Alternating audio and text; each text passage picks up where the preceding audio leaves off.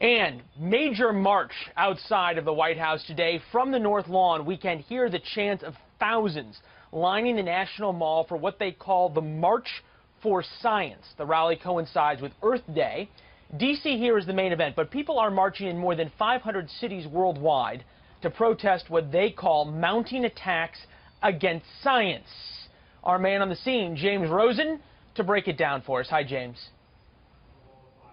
Leland, good afternoon. The rain here in the nation's capital and along the mall has progressed from light drizzle to what we would now call teeming. But this doesn't seem to have diminished, at least hourly, the enthusiasm of the tens of thousands of Americans who showed up here to see a diverse roster of speakers and musical acts ranging from Bill Nye the Science Guy, who we can personally report elicited beetle-like squeals on the street when he walked past our crew earlier today, to Questlove, the founder of the group The Roots.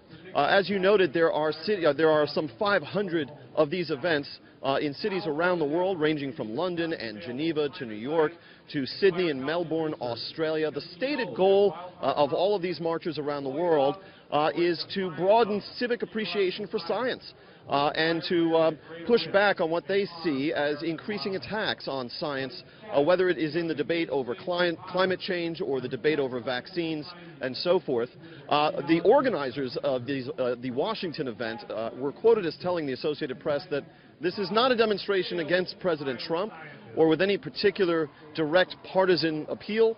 But nonetheless, a lot of the rhetoric from the stage and a lot of the rhetoric on the very colorful signage around here has been explicitly anti-Trump in nature. I saw one sign that said, "Keep your tiny bleeping hands off my facts."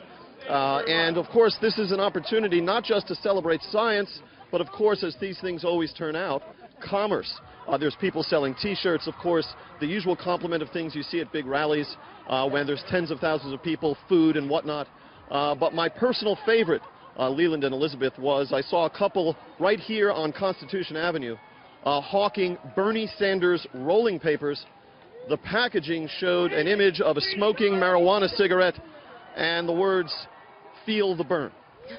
You never know what James Rosen is going to find at a protest rally. James, stay close. Back to you throughout the day. A little more analysis on this coming up a little later in the show as well. Thanks, James.